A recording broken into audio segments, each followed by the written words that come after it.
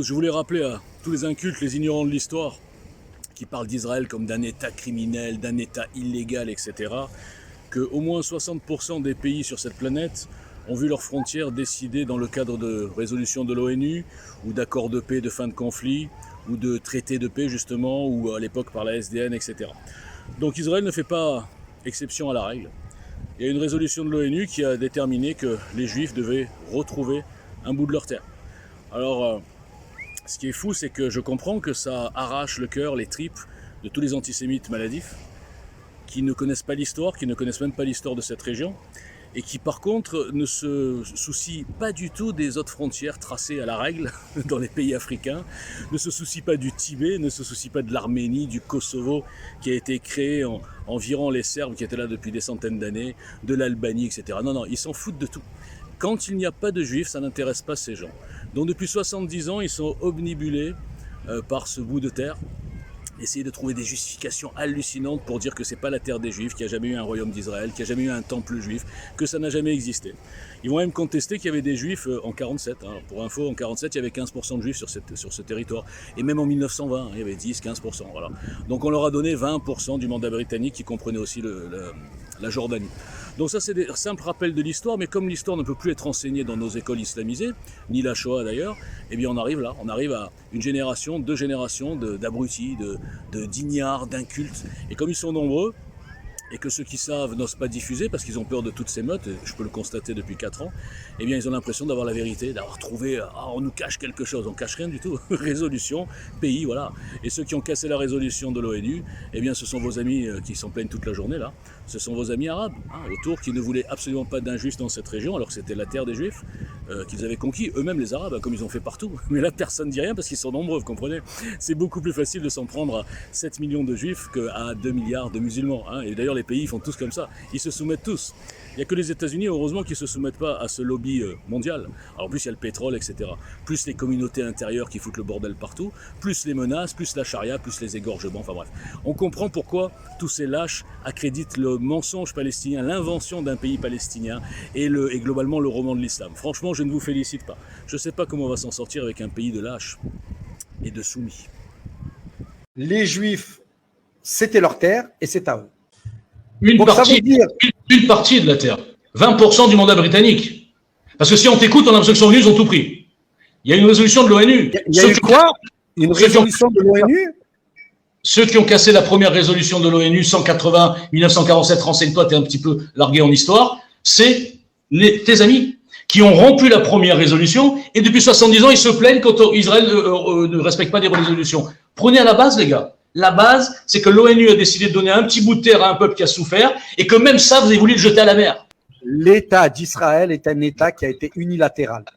Aucun État, aucun pays n'a décidé que Israël devait avoir un État. Je le répète une dernière fois, l'État d'Israël est une création unilatérale. Voilà. Ni à l'ONU, il n'y a eu aucune résolution qui a dit que Israël pouvait avoir un État là-bas.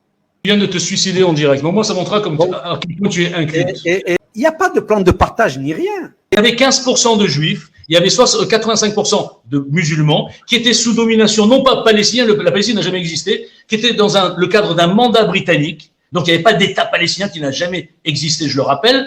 Et ensuite, il y a eu le plan de partage où effectivement, il n'y avait que 15% de juifs et on leur a pas donné 15% de la terre complète avec la Jordanie, on leur a donné 20%. Et encore un truc biscornu, tout tordu. Et donc, ça leur a donné un peu plus que ce qu'ils étaient, c'est vrai.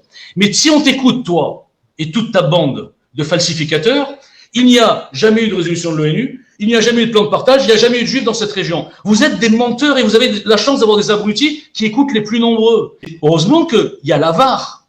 Tu sais qu'avec la VAR, on va voir tous tes buts refusés. Terre de Palestine, qui avant était une terre où il y avait les Juifs, puis après il y a eu les chrétiens, puis après Salah ad-Din a récupéré tout ça. Bon, ben les musulmans qui sont arrivés en dernier ont pris le contrôle donc de toute la région. Les musulmans qui sont arrivés en dernier ont pris le contrôle de cette région. Merci, c'est l'histoire de l'islam. Tu viens de résumer en une phrase que je t'explique depuis 20 minutes. Mais c'est ça votre problème. Vous êtes dans une schizophrénie totale. Vous ne pouvez pas assumer votre histoire. Vous ne pouvez pas assumer les hadiths. Vous avez toujours dit, ouais, c'est pas pareil, machin, la parabole. Vous n'assumez rien et vous condamnez les autres de ce que vous faites depuis 2000 ans. Alors on me dit souvent, ouais, mais t'es complètement parano. t'as une obsession, on peut très bien être anti-sioniste et pas anti-juif, antisémite. Oui, bien sûr. C'est-à-dire qu'on peut très bien passer sa vie à s'occuper de la politique intérieure d'un pays grand comme la Corse, obsessionnellement, ne pas s'occuper d'aucun autre pays, hein. Les Tutsis, les Hutus, les Kurdes, les Arméniens, rien n'intéresse depuis 70 ans tous ces gens. Ils font une obsession sur Israël, qui est la terre des Juifs, hein, qu'on le veuille ou non, et sur le droit de ce peuple à avoir sa terre sur cette terre. Alors je vais vous dire, c'est très simple. Dans le monde, il y a 95% des Juifs qui sont sionistes, dans le premier et vrai sens du terme. À savoir que les Juifs aient, que je le répète, un petit bout de terre sur cette terre, et en l'occurrence la leur. Eh bien, quand des gens s'acharnent, et surtout après la Shoah, après quelque chose qui a massacré environ 40% de la population juive, que ces gens s'acharnent à contester le droit de ce peuple à vivre, et on me dit « Ah non, c'est pas antisémite, c'est juste politique. Il faut arrêter les conneries, les gars. » J'avais fait un petit article sympathique comme ça, Café du Commerce, pour montrer que c'était vraiment du deux poids deux mesures et une obsession qui ne peut pas être autre chose que de l'antisémitisme. Mais pourquoi ils n'ont rien contre les arménistes, les tibétistes, les houtistes ou tous les autres tistes de la terre?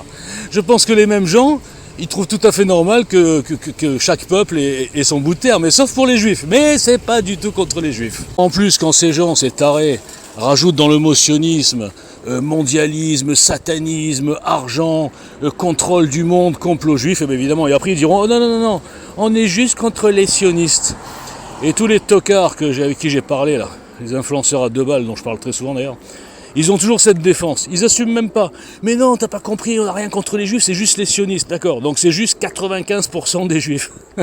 Mais on n'a rien contre les juifs. Par contre les sionistes, on les déteste, on les hait, on veut qu'ils crèvent, c'est la cause des malheurs du monde, etc. Non mais jusqu'à quand on va continuer cette espèce d'hypocrisie là ?